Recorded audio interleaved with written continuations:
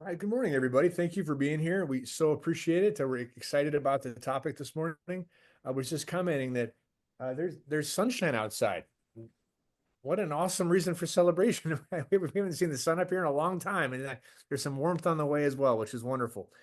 Today, this is part of the Impact Group, a series in which we're doing webinars to talk about some topics which we believe are really helpful. Today, we're going to specifically talk about high impact organizations and a high impact model and how to create a culture, an environment, an organization which really highly impacts those you serve as well as your employees. So, Phil, you want to tell us a little bit about the concept of the high impact model? Sure. Thanks, Tom. Good morning, everyone. As we jump in this morning, we actually want to start with a question for all of you. What do you believe are the elements of a high impact organization? So think about that for a minute. And just drop those into the chat. What do you think are the elements of a high impact organization? So any organizations, we think about schools, as we think about boards of DDD, as we think about park systems, as we think about cities and villages, as we think about companies. Some are much more impactful than others. And so what are some of those elements? We see here, Sandra, a solid mission, communication, trust, empathy. Tom says great culture. What else? What are some of those elements? Can you think of any others? Yeah, Chrissy says good communication, buy-in from staff and the community. Yeah, absolutely. Fantastic. Can you think of any others? Communication, making sure everyone is on the same page and up to date. Yes, Haley, thank you. Clear direction. Those are excellent. As we here are things that we often hear when we ask that question. We often hear things about vision and purpose. You talked about that, a solid mission or direction. We hear about strong leadership, clear communication, alignment of goals and actions, employee engagement, culture of trust. We hear about being able to respond to change and being innovative. Organizations that have accountability or collaboration. And what we find is that all of those components are really rooted in three foundational areas. They're rooted in strategic planning, in communications, and culture development. And that has led us really to the high impact model, and particularly where organizations are able to do all those three things together is where they can have the greatest impact. So let's look for a moment at this model, what we're going to be talking about today. This is our high impact model. And as you can see, it's those three foundational elements, and many of the components that you just listed in the chat are represented in one of those areas, or sometimes in the overlap between communications and culture development, or between strategic planning and communications. But where we find the organizations make the greatest impact is when they have very clear direction through strategic plan and understand how they're going to get there. They're able to communicate externally and internally about their most important priorities and really have those resonate with the people inside the organization as well as those that they're serving. And they have a positive culture. And we find that if you drop any one of those out, their impact begins to decline. You can have two of those components together, and there's definitely positive elements of that. But if you have good communication and you have a positive culture, but no one really knows where you're going, it's not going to last. Ultimately, people will get frustrated. You'll be spinning your wheels. If you have really clear direction, but you haven't told people internally and externally what you're doing, you haven't clearly communicated that, then ultimately the culture will begin to suffer because there'll be frustration because people don't really know where you're headed. At the same time, you can have a great plan and you can be communicating it all the time, but we're not investing in the people that are delivering on those services, and we're not investing in those that we serve. The culture is not thriving, then we begin to get into a situation where people don't really believe in the plan and they don't believe what you're saying in communication. So all those things go together, and you can replace the words high impact in the middle with trust. Those three primary elements ultimately develop trust, and trust is what enables organizations to have a high lasting impact. And so we're going to get into those. Tom might elaborate a little bit further on some of those pieces, and then he's going to talk to you about that first element, strategic planning. Trust is so foundational. Trust is one of those things. I mean, we're a marketing firm, we're a communications firm, and people will often come to us and they'll say, I need a website, or I need communication tools, or this or that. And that's always fine and good. And we'll say, sure, we can. But the first question we always ask is, does the community trust you? And that always kind of makes people step back a little bit. But trust is the foundation of all communication. If you don't trust the source of the information, I don't care how nice the information is. So, what we're talking about today is really underscoring trust. Trust is the foundation, I'm going to say it again, of communication. So, the first leg of the stool is strategic planning. And really, the idea is, uh, do you have a clear idea of where you're going? And this seems like a silly thing, but we'll do a lot of coaching also for individuals as well. I use the example, if anybody here is familiar with a bucket list, this is just kind of fun in the chat as well. A bucket list is something you want to do before you kick the bucket. Okay, that's it. So we're going to get kind of existential here. Uh, would anybody care to share something maybe that you would absolutely you have to do before you leave this earthly realm? If you're going to put in the chat, something you absolutely must do before you go. The reason I ask this is people a lot of times will say things like, I'm so frustrated. I haven't achieved it. And we'll say, well, what's it? I don't know. We got hot air balloon, travel to Italy, see the crystal view of the northern lights. I'm loving these. Awesome. People will say all the time, like, I'm so frustrated because I haven't done it. And we'll say, what's it? I don't know. I'm so frustrated because I haven't arrived. Well, where are you going? I'm not sure. Here's the thing. If you don't know where you're going, it's a really good chance you're not going to get there. And if that's the truth for a person, imagine as organizations. 50 triathlons by 50? Yes, Rebecca, we you're a have to badass. go. That is, my gosh, that is awesome.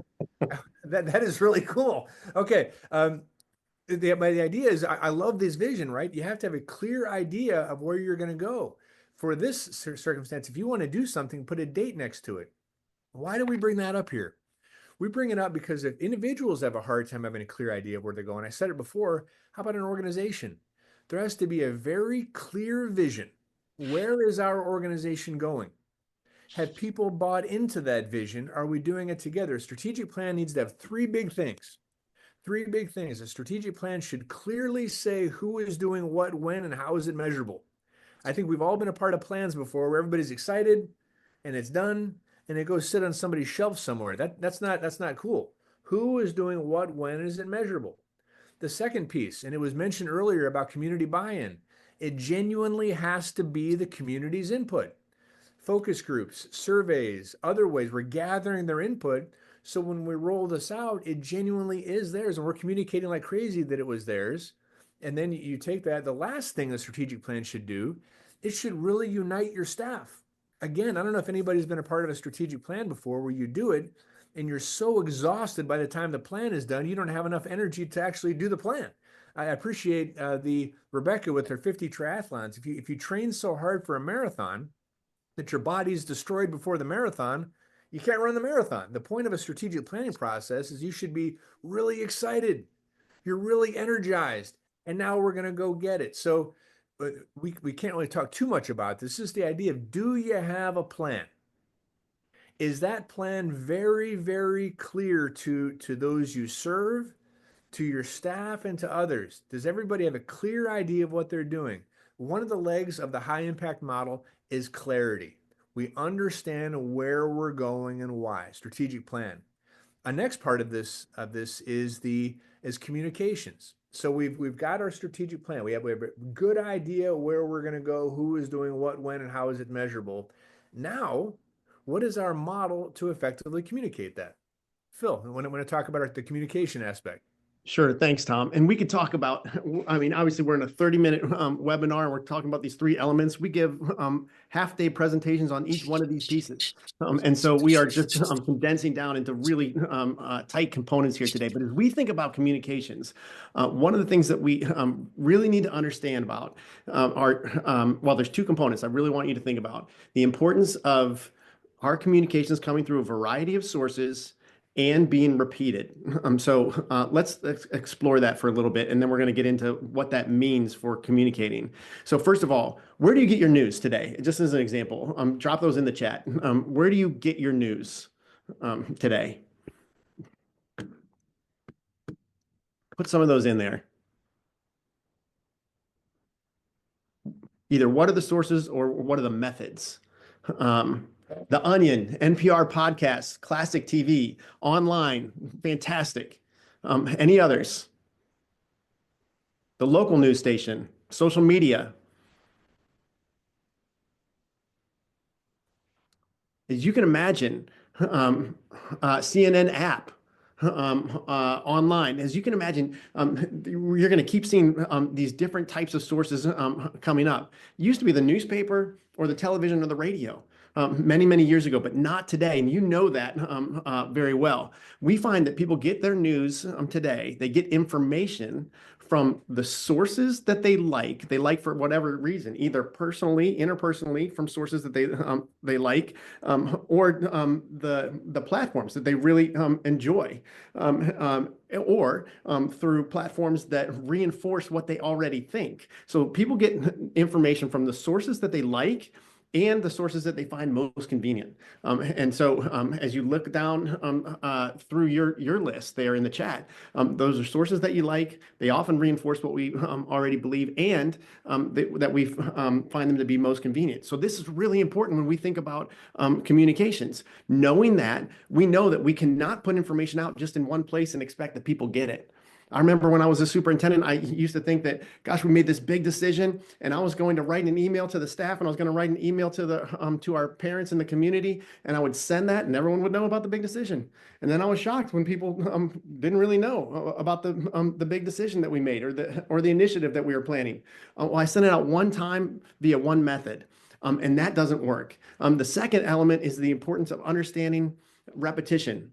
Our communications have to be a steady drumbeat about our most important messages and our most important priorities over and over and over and over and over again. Tom often reminds us people need to hear things 11 to 15 times in order to be able to begin to remember them. And so it's the same thing. If we expect a broad variety of community members who receive their information, or stakeholders who receive their information, or employees who receive their information from a variety of sources, we need to make sure that those messages are delivered in a variety of sources and repeated over and over and over again. And so the way that we go about that, and we help organizations go about that, is by thinking about, first of all, what are your most important messages? There are hundreds or thousands of messages, but what are the most important elements that you really want your staff and your community and those that you serve to understand about you? And what are the three or four that you really want to reinforce? How do we utilize all the platforms that we have?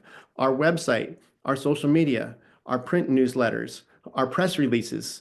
How do we utilize all those different messages, our emails, to make sure that we are delivering those same priorities repeated over and over and over? And here's the kicker, demonstrated through stories or examples. That is what we call the strategic communications model, identifying our priorities, using all the platforms that we have available to reiterate and deliver on those, and that we demonstrate those priorities through real stories and examples that are happening within our organizations. That is both internally and externally. So when we think about communications, there are obviously many elements of that, but that's what we're talking about collectively. How do we celebrate? How do we communicate our most important priorities to our stakeholders? So that's a strategic communications model, right? So you got to really sit down and decide what is absolutely critical that our staff needs to understand? What is absolutely critical that this community needs to understand it? And Phil's right when he says 11 to 15 times. And some of you are thinking, holy smokes, how can I communicate 11 to 15 times with everything? Well, you can't. What you need to do is pick your battles. You got to decide what are the things that people in this, once again, that they really need to understand. And then with real intentionality, you communicate those. There's a academic theory which is fascinating. It's called rational ignorance, and it's interesting. What it proves is that people are so bombarded with information. We're all crushed by information, and we are purposely keeping it out. We are purposely filtering it. That's rational. We're purposely keeping it out. So how do we get our messages out there? And let's face it, some of our messages aren't fun or aren't interesting. We've got a bond situation coming up, or we've got that there's a levy communication, or there's this stuff is dry as toast. So how do we get that out there? It's what Phil was talking about. You have a message, and that message, one of the keys is you get the message from your community by engaging. Remember that strategic planning process we talked a lot about earlier? A part of that, when you engage your community, you're finding out what is important to them. And what's fascinating is our words. And what do I mean is sometimes I find, whether it's park districts or school districts or boards of DD or whatever, we get our own vernacular and we begin discussing things in the way that makes sense to us. Just because we think a particular program is important, it doesn't mean that the community may value that service, but they may even call this something different. We did something with a park district years ago where we did all this research. It was the craziest thing. It was a very big park district and it was pretty rural. And what we found is the population, they actually were going on the ballot, and the population was very much for green space. They didn't want open space, which is the craziest thing because it's the same darn thing, right?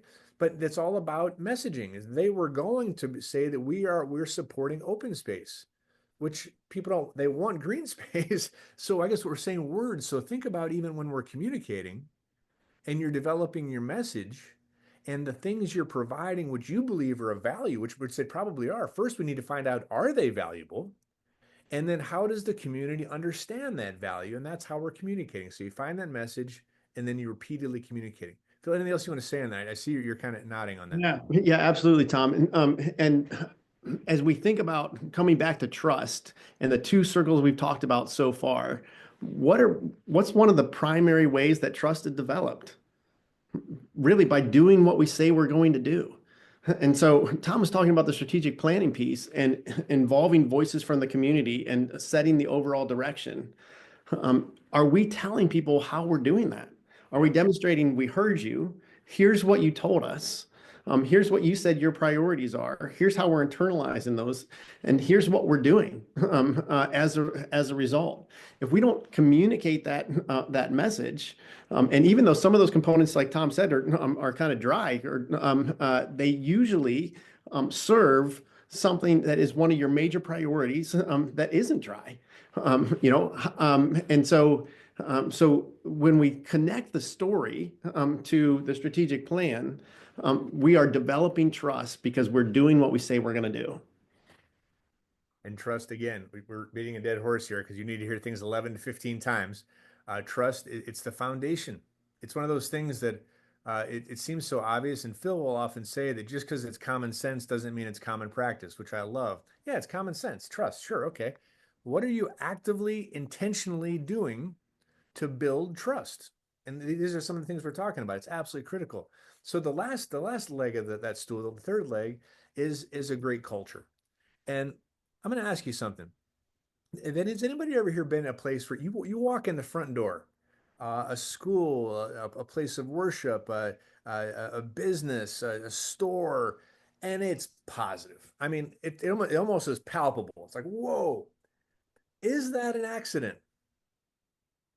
Do you think that everyone else, like, guys, just show up and we'll see how this thing shakes out? Whoa, everybody's positive.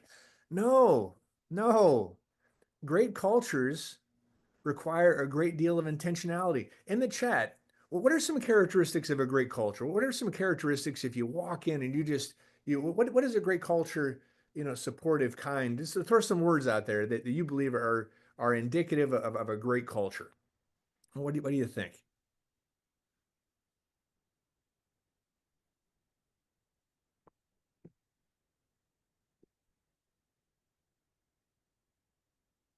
Sometimes to have a great culture, smiling, greeting people, thank you, people welcome you and are genuinely happy to see you.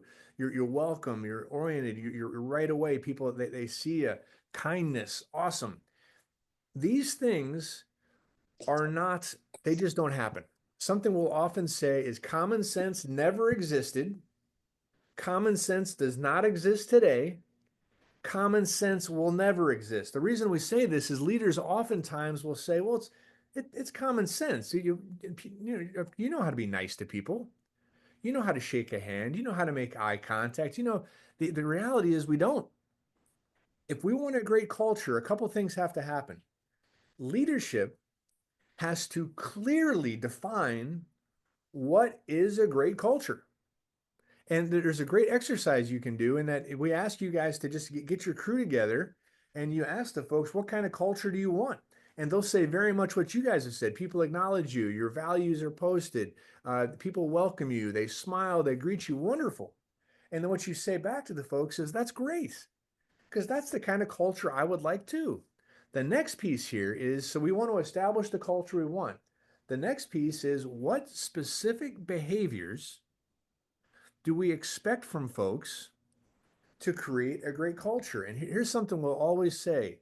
You cannot be frustrated with people's behavior if the behavior you desire is not crystal clear. We find a lot of times we find people being very frustrated because people aren't meeting unclear expectations. Once again, because common sense, everybody knows how to be nice. Everybody knows how to greet somebody. They really don't. So again, as Phil said earlier, there's a whole half-day seminar on this. Because the idea is that you need to establish what are the clear behaviors of your crew. The impact group, we live this ourselves. We're aware of our body language. We set each other up for success. There are things we give grace. We assume positive intent. If we don't have those rules amongst our fellow adults, we are not allowed to be frustrated when they don't meet our unspecified expectations. So, if we want to have a great culture, we got to do that. So again, you need to clearly define, this is the kind of culture we want: warm, inviting, kind, supportive, fun, great. What specific behaviors, and not vague things like be professional. This is always funny. We need our folks to be professional. Awesome. Put 10 of your folks in separate rooms and ask them to define professional. You're going to be blown away at the variety of. So we're not talking about professional. We're talking, we get back to people within 24 hours. We make eye contact. We set each other for success, specific behaviors.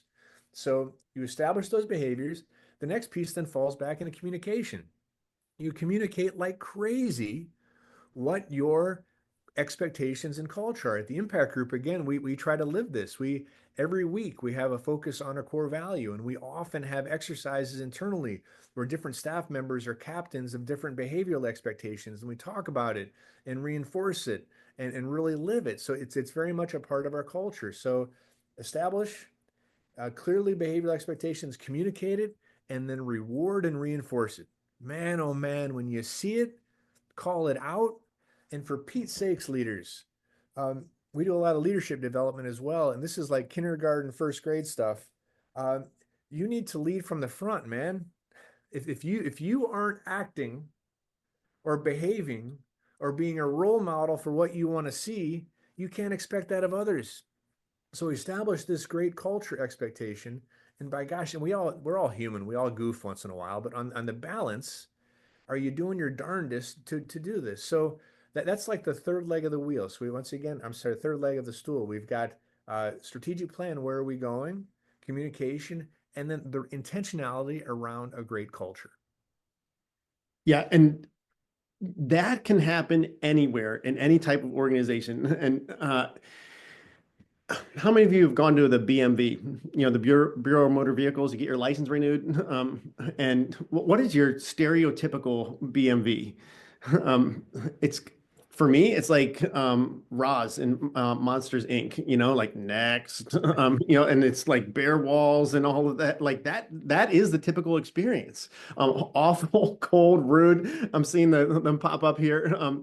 Right. So there is a BMV in Stowe on the corner of Graham Road and Fish Creek in a plaza. Honest to goodness, it is shocking. When you walk in there, the walls are all painted like pale blue. There are quotes posted on the wall. I think someone said the values is posted brightly on the wall. There are quotes all around, painted like stenciled on the walls. There's soft music playing. There's someone to welcome you the second you walk in the door. How can we help you today? Oh, you can step over into this line. They'll be glad to help you. That's right over here. It is crazy. And I'm like, this is a B&B. I didn't even know they were allowed to be like this. I never knew. But to Tom's point, it is intentional. There are 4 other BMVs within 5 miles of that BMV. They're not the same. They're not like that. Someone was very deliberate about creating the culture in that BMV. I know they planned for it. I know they communicated the expectations to their staff. I know that they are working very intentionally to consistently propel that culture. And they're not selling anything. Like it's a service yes, we pay for things there, but it's not like they get additional rewards for doing more. As a matter of fact, people are probably they're probably taking more on just because of the culture that they created. It's a wonderful place to be. My point there is it does not matter what type of organization you're in, you can create that culture regardless of where you are. As we, Okay, could I yeah, actually real quickly? We often will say, and again, this is a half day thing. Your people are your brand. We talk about this is where it bleeds into communication. The other, just the way your people treat one another, the way the person at the front desk they make eye contact or they smile or they connect with people. That is communication. That is the foundation of trust. So these things all connect. But we will often say that your people are your brand. I want to get that in there, Phil. I appreciate that, Tom. Our mission at the Impact Group is to impact people's lives. It's what we do. We believe that we can best do that through helping organizations develop this model. By helping them in strategic planning, by helping them with communications, by helping them with culture development.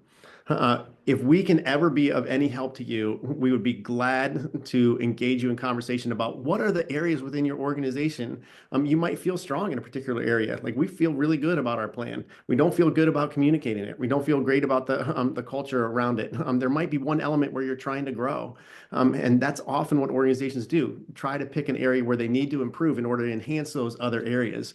And we would love that opportunity to tell you more about it or to really dig in on the circumstances and the areas where you're trying to grow. Tom, anything else like to say as we wrap up? Just we appreciate everyone out there today. We appreciate the people on this call. I see a lot of familiar names. I know you guys you serve people whether in parks or developmental disabilities or the schools, and we're so thankful for your service to others. And very much appreciate you. And if there's anything we could ever do for you at the Impact Group, we would be honored to do so. Thanks, Tom. Thank Have a you, great day, everybody. everyone. Thank you.